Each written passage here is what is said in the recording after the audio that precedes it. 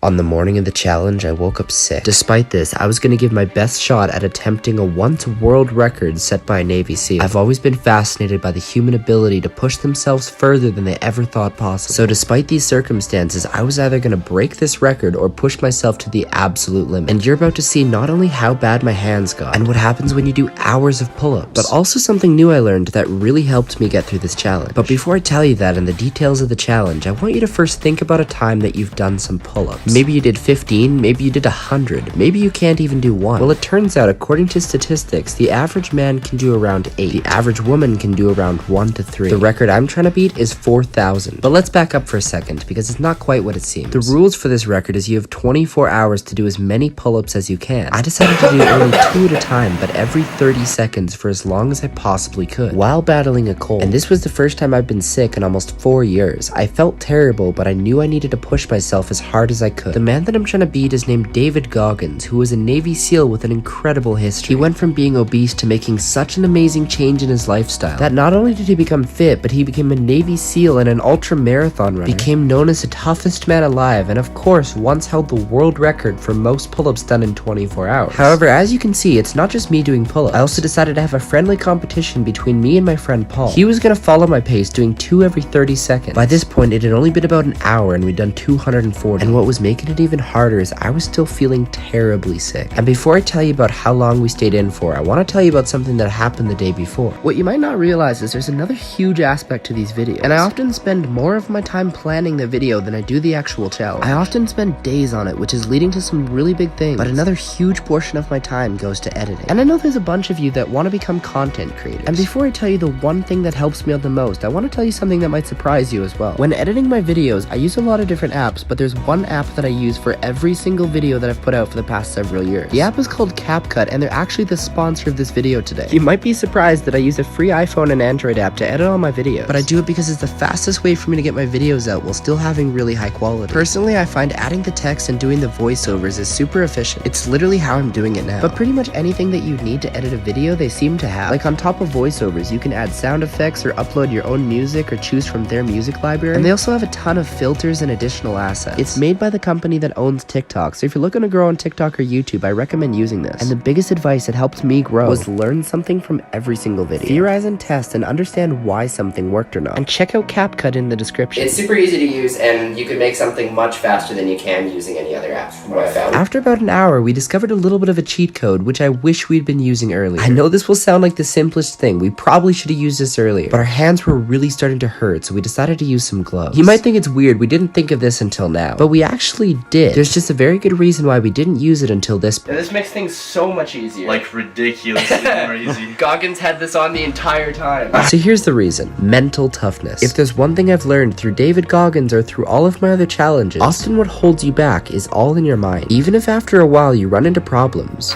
My hands are starting to bleed.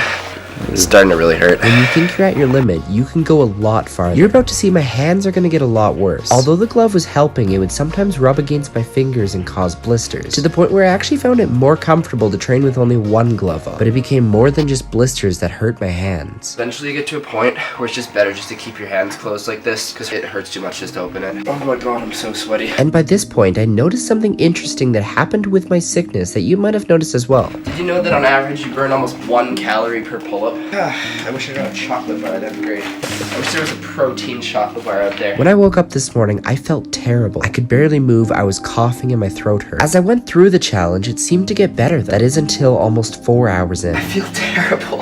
I sit down for 2 seconds. Ugh. We'd almost done 1,000 pull-ups. Ah! I just popped my hand. Oh no. Alright, I'm currently at 998 pull-ups. These last 2 will make it 1,000. Oh, 1,000 pull-ups, let's go. Alright, I'm done, no more than that. Alright, we just did 1,000 pull-ups. I think Paul's heading home. This is getting pretty crazy. I'm gonna take a little bit of rest, and then I'm gonna get back to it, because I want to do as much as I possibly can. Alright, see you tomorrow at the gym. Hell yeah. I took a nap, but things got worse. Wow, I was wondering why that hurt. When I mentioned that I started to feel better in the challenge, it's because your body has a really good way of adapting. But I wasn't prepared for the fact that you always feel more sick at night. It's been like an hour and I could barely fall asleep. I really don't feel good. After laying down for an hour, I was in worse conditions than I started. I was determined to get up and keep going for as long as I could. Despite the fact that I was sick, despite the fact that I was sore, I wanted to get to the end of my rope. Getting back out of bed after only an hour of rest and doing 4,000 pull-ups was one of the hardest things in the world, and I was quickly approaching my limit. I've done 1,116 pull-ups. I really want to keep going, but I feel like if I do, I'm actually gonna hurt myself, so I'm gonna have to stop.